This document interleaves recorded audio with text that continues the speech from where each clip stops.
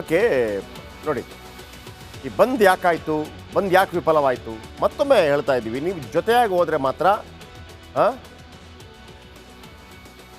ಸಿಗತ್ತೆ, ಇಲ್ಲಂತಂದರೆ ಸಿಗೋದಿಲ್ಲ. ಅವ್ರಿಗೂ ಸಿಗೋದಿಲ್ಲ, ಇವ್ರಿಗೂ ಸಿಗೋದಿಲ್ಲ. ನಿಮ್ಮ ಪ್ರತಿಷ್ಠೆಯನ್ನು ಬಿಟ್ಬಿಡಿ. ಇಲ್ಲಿ ಕನ್ನಡ ಮುಖ್ಯವಾಗಿರೋದು, ನೀವಲ್ಲ. ಕನ್ನಡವೋ ವಾಟಾಳ್ ನಾಗರಾಜೋ ನಾರಾಯಣಗೌಡರು ಅಂತಂದರೆ ಕನ್ನಡ ಮುಖ್ಯ ಸರ್, ನೀವಲ್ಲ. ಖಂಡಿತವಾಗ್ಲೂ ನೀವಲ್ಲ. ಹಾಗಂತ ಹೋರಾಟ ಮಾಡೋದಕ್ಕೆ ಆಯಾಯ ಕಾಲದಲ್ಲಿ ಜನ ಎದ್ದು ಬರ್ತಾರೆ. ನೇರವಾಗಿ ಹೇಳ್ತಿರೋದು, ನಿಮ್ಮಿಂದಲೇ ಆಗಬೇಕು ಅಂತ ಏನಿಲ್ಲ. ಯಾಕೆ ನೀವುಗಳಿಲ್ಲದಾಗಲೂ ಮಾದೇಗೌಡರಿದ್ರಲ್ಲ, ಕಾವೇರಿ ವಿಚಾರಗಳು ಬಂದಾಗ ಅವರು ಹೋರಾಟ ಮಾಡ್ತಾಯಿದ್ರು. ಒಬ್ಬರೊಬ್ಬರು ಬರ್ತಾರೆ ರೀ. ನಿಮಗೊಂದು ಅವಕಾಶ ಸಿಕ್ಕಿದೆ ಕನ್ನಡಮ್ಮನ ಸೇವೆ ಮಾಡೋದಕ್ಕೆ, ಅದನ್ನು ಚೆನ್ನಾಗಿ ಮಾಡಿ ಅಷ್ಟೇ. ನಿಮ್ಮ ನಂತರ ಯಾರು ಬರೋದಿಲ್ವಾ? ಬಂದೇ ಬರ್ತಾರೆ.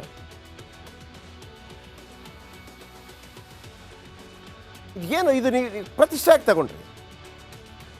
ಮೊನ್ನೆ ಹೊಡೆದಿದ್ದು ಎಲ್ಲ ಆಗಿ ಮಳೆ ಬಂದು ನೀರು ಹರಿದು ಅಲ್ಲಿ ಕೃಷ್ಣೆಯಲ್ಲಿ ನೀರು ಹರಿಯಿತು, ಕಾವೇರಿಯಲ್ಲೂ ನೀರು ಹರಿಯಿತು, ಎಲ್ಲ ಬಂದ್ರೆ ಎಲ್ಲ ಮಲಗಿ ಎಲ್ಲ ಇದ್ದ ನಂತರ ಒಂದು ಪ್ರೊಟೆಸ್ಟ್ ಮಾಡೋಣ, ಬಂದು ಕರೆ ಕೊಡಿ. ಏನಿದು? ಮಾಡೋದಿದ್ರೆ ಅವತ್ತೇ ಮಾಡಬೇಕಿತ್ತು, ಒಂದು ವಾರದಲ್ಲಿ. ಆಯ್ತಪ್ಪ, ನಿಮಗೆ ಸರಿ ಇಲ್ಲ, ಸ್ವಲ್ಪ ಕಷ್ಟ ಆಗುತ್ತೆ. ನಾರಾಯಣಗೌಡರು ನಾನು ತುಂಬ ಸಲ ಹೇಳಿ, ನಾರಾಯಣಗೌಡರಿಗೂ ಪ್ರವೀಣ್ ಶೆಟ್ಟರಿಗೂ ಸ್ವಲ್ಪ ಸರಿ ಇಲ್ಲಪ್ಪ ಸಂಘಟನೆ ವಿಚಾರದಲ್ಲಿ ಜೊತೆಗಿದ್ದರು. ಆದರೂ ಕೂಡ ನಾರಾಯಣಗೌಡರು ಇಲ್ಲಿಂದ ಮಾಡೋಕೆ ಇವ್ರು ಇಲ್ಲಿಂದ ಮಾಡ್ತಾರೆ. ಇವತ್ತು ಕೂಡ ವಾಟಾಳ್ ನಾಗರಾಜ್ ಮಾಡುವಾಗ ಅಲ್ಲಿ ಪ್ರವೀಣ್ ಶೆಟ್ಟರು ಮಾಡಿದರು. ವಾಟಾಳ್ ನಾಗರಾಜು ಮಾಡಿದ್ದಾರೆ. ಮರುದಿವಸ ಒಂದು ಸಣ್ಣ ಪ್ರತಿಭಟನೆ.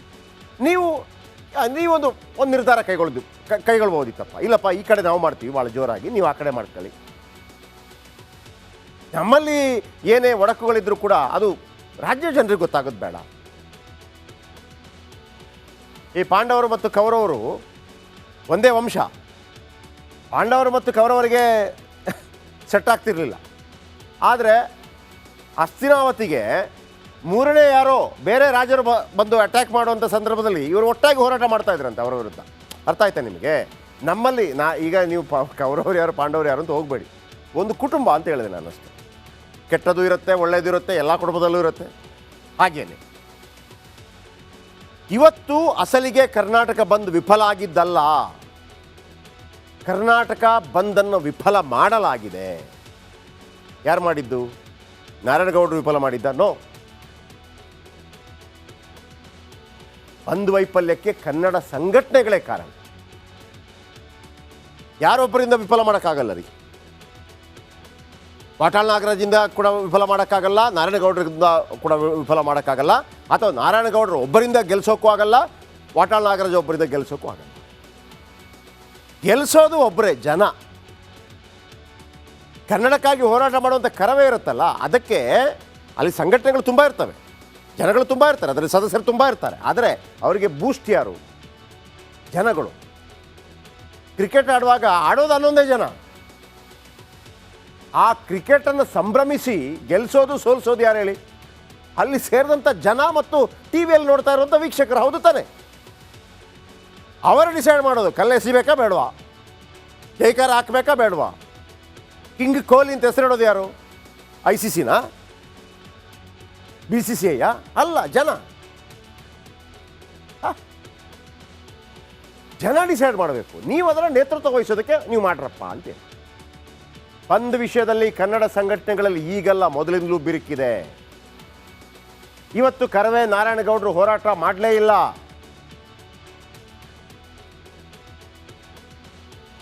ಯಾಕಂದರೆ ಅವತ್ತು ನಾವು ಮಾಡಿದ್ದೀವಿ ಅನ್ನುವಂಥ ಮಾತು. ಹಾಗಂತ ವಾಟಾಳ್ ನಾಗರಾಜ್ ಅವರನ್ನು ಒಂದು ಸಲ ಅಗೌರವದಿಂದ ಮಾತಾಡಿದಾಗ ನಾನು ಕೂಡ ನಾರಾಯಣಗೌಡರ ವಿರುದ್ಧ ಭಾಳ ತೀವ್ರವಾಗಿ ಟೀಕೆ ಮಾಡಿ ಹೇಳಿದ್ದೆ. ವಾಟಾಳ್ ನಾಗರಾಜ್ ಅವರ ಹೋರಾಟವನ್ನು ಸಾಮಾನ್ಯ ಅಂತ ಗುರುಸೋದು, ಗ್ರೇಟ್ ಹೋರಾಟಗಾರ, ದೊಡ್ಡ ಹೋರಾಟಗಾರ, ಅದೆಲ್ಲ ಎರಡು ಮಾತಿಲ್ಲ. ಹಾಗೆ ನಾರಾಯಣಗೌಡರು ಕೂಡ. ಆದರೆ ನೀವು ಕನ್ನಡಕ್ಕಿಂತ ಮೇಲೆ ಅಲ್ಲ, ಇಬ್ಬರು ಕೂಡ. ಆಯಿತಾ? ಕನ್ನಡ ಇರೋದ್ರಿಂದ ನಿಮಗೊಂದು ಅವಕಾಶ ಹೋರಾಟ ಮಾಡೋದಕ್ಕೆ, ಹೋರಾಟಗಾರರಾಗಿ ಗುರುತಿಸ್ಕೊಳ್ಳೋದು. ಕನ್ನಡಕ್ಕಿಂತ ನಾನು ಗ್ರೇಟು. ಈಗ ಕೆಲವು ರಾಜರುಗಳಿಗಿರುತ್ತಲ್ಲ, ಕೆಲವು ರಾಜರುಗಳಿಗೆ ನೀವು ನೋಡಿರ್ಬೋದು, ನಾನು ನೆಕ್ಸ್ಟ್ ಒಂದು ಎಪಿಸೋಡ್ ಮಾಡ್ತೀನಿ. ದೊಡ್ಡ ದೊಡ್ಡ ದೊಡ್ಡ ದೊಡ್ಡ ಸಾರ್ವಭೌಮ ರಾಜರು ಇರ್ತಾರೆ. ಅವರು ಆರಂಭದಲ್ಲಿ ಜನಪರವಾಗಿರ್ತಾರೆ, ನಂತರ ಏನಾಗ್ಬಿಡ್ತದೆ ಅವರಿಗೆ ದೇವರೇ ನಾನು ಅಂತ ಆಗ್ಬಿಡ್ತದೆ. ಹಂಗಾಗಬಾರ್ದು.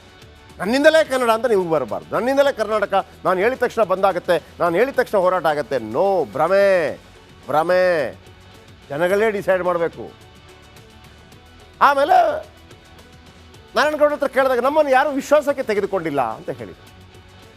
ಆಮೇಲೆ ಇದು ಕರ್ನಾಟಕ ಬಂದ್ ಮಾಡುವ ಸಮಯ ಅಲ್ಲ ಅಂತ ಕೂಡ ಹೇಳಿದರು.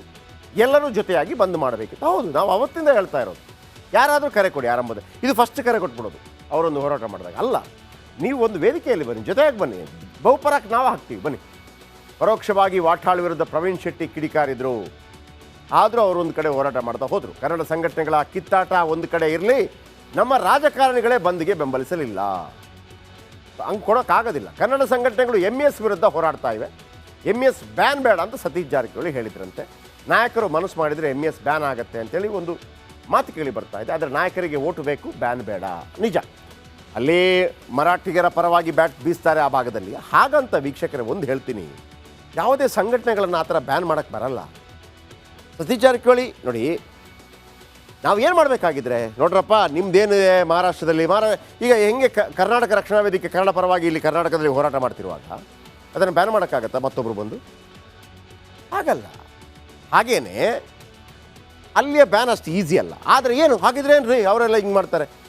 ಯಾವಾಗ ಅವರು ತಮ್ಮ ಎಲ್ಲೇ ನಂಬಿರ್ತಾರೆ, ಇತಿಮಿತಿಯನ್ನು ನಂಬಿರ್ತಾರೆ, ಆವಾಗ ನಮ್ಮ ಕಾನೂನುಗಳು ಅದಕ್ಕೆ ಸರಿಯಾದ ರೀತಿಯಲ್ಲಿ ಬೆಂಡೆತ್ತಬೇಕು. ಯಾರು ಮಾಡಿದ್ರೂ ಎತ್ತಾಕೊಂಬಂದು ಬೆಂಡೆತ್ತಬೇಕಿತ್ತು ಅವತ್ತು.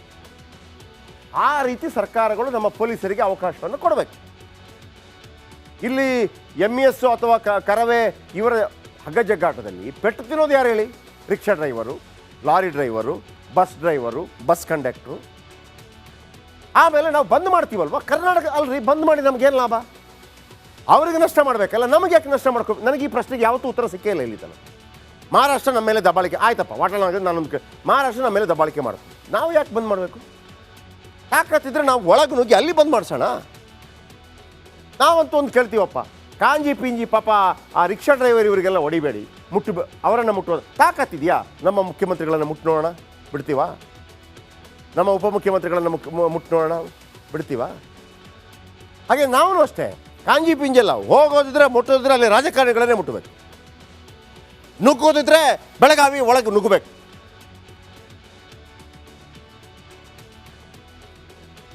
ಇವತ್ತು ಎರಡೆರಡು ಮಾಡಿದ ಕಾರಣಕ್ಕಾಗಿ ಫ್ಲಾಪ್ ಆಗಿದೆ. ಕನ್ನಡಿಗರ ಶಕ್ತಿ ಯಾವತ್ತೂ ಕಡಿಮೆ ಆಗಿಲ್ಲ. ಕನ್ನಡಿಗರ ಶಕ್ತಿಯನ್ನು ಕನ್ನಡಕ್ಕಾಗಿ ಬಳಸುವಂಥ ಪ್ರಯತ್ನಗಳನ್ನು ನಮ್ಮ ಹೋರಾಟಗಾರ ನಾಯಕರು ಮಾಡಿ, ನೀವು ಕನ್ನಡಕ್ಕಿಂತ ದೊಡ್ಡವರು ಅಂತ ತೋರಿಸ್ಕೊಳ್ಳುವಂಥ ಪ್ರಯತ್ನ ಮಾಡಿದರೆ ಆ ಕನ್ನಡ ತಾಯಿ ನಿಮ್ಮನ್ನು ಕೆಳಗಾಗ್ತಾಳೆ ಅಷ್ಟೇ. ಇವತ್ತದು ಕಂಡಿದೆ. ಈಗೊಂದು ಬ್ರೇಕ್, ಮುಂದಿನ ಭಾಗದಲ್ಲಿ ನಿರೀಕ್ಷಿಸಿ.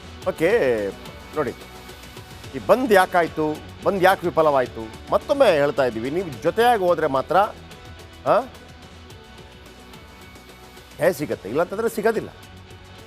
ಅವ್ರಿಗೂ ಸಿಗೋದಿಲ್ಲ, ಇವ್ರಿಗೂ ಸಿಗೋದಿಲ್ಲ. ನಿಮ್ಮ ಪ್ರತಿಷ್ಠೆಯನ್ನು ಬಿಟ್ಬಿಡಿ. ಇಲ್ಲಿ ಕನ್ನಡ ಮುಖ್ಯವಾಗಿರೋದು, ನೀವಲ್ಲ. ಕನ್ನಡವೋ ವಾಟಾಳ್ ನಾಗರಾಜೋ ನಾರಾಯಣಗೌಡರು ಅಂತಂದರೆ ಕನ್ನಡ ಮುಖ್ಯ ಸರ್, ನೀವಲ್ಲ. ಖಂಡಿತವಾಗ್ಲೂ ನೀವಲ್ಲ. ಹಾಗಂತ ಹೋರಾಟ ಮಾಡೋದಕ್ಕೆ ಆಯಾಯ ಕಾಲದಲ್ಲಿ ಜನ ಎದ್ದು ಬರ್ತಾರೆ. ನೇರವಾಗಿ ಹೇಳ್ತಿರೋದು, ನಿಮ್ಮಿಂದಲೇ ಆಗಬೇಕು ಅಂತ ಏನಿಲ್ಲ. ಯಾಕೆ ನೀವುಗಳಿಲ್ಲದಾಗಲೂ ಮಾದೇಗೌಡರಿದ್ರಲ್ಲ, ಕಾವೇರಿ ವಿಚಾರಗಳು ಬಂದಾಗ ಅವರು ಹೋರಾಟ ಮಾಡ್ತಾಯಿದ್ರು. ಒಬ್ಬರೊಬ್ಬರು ಬರ್ತಾರೆ ರೀ. ನಿಮಗೊಂದು ಅವಕಾಶ ಸಿಕ್ಕಿದೆ ಕನ್ನಡಮ್ಮನ ಸೇವೆ ಮಾಡೋದಕ್ಕೆ, ಅದನ್ನು ಚೆನ್ನಾಗಿ ಮಾಡಿ ಅಷ್ಟೇ.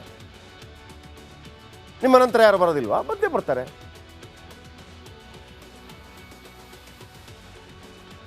ಏನು ಇದು ನೀವು ಪ್ರತಿಷ್ಠೆಯಾಗಿ ತಗೊಂಡ್ರಿ. ಮೊನ್ನೆ ಹೊಡೆದಿದ್ದು ಎಲ್ಲ ಆಗಿ ಮಳೆ ಬಂದು ನೀರು ಹರಿದು ಅಲ್ಲಿ ಕೃಷ್ಣೆಯಲ್ಲಿ ನೀರು ಹರಿಯಿತು, ಕಾವೇರಿಯಲ್ಲೂ ನೀರು ಹರಿಯಿತು, ಎಲ್ಲ ಮಲಗಿ ಎಲ್ಲ ಇದ್ದ ನಂತರ ಒಂದು ಪ್ರೊಟೆಸ್ಟ್ ಮಾಡೋಣ, ಬಂದು ಕರೆ ಕೊಡಿ.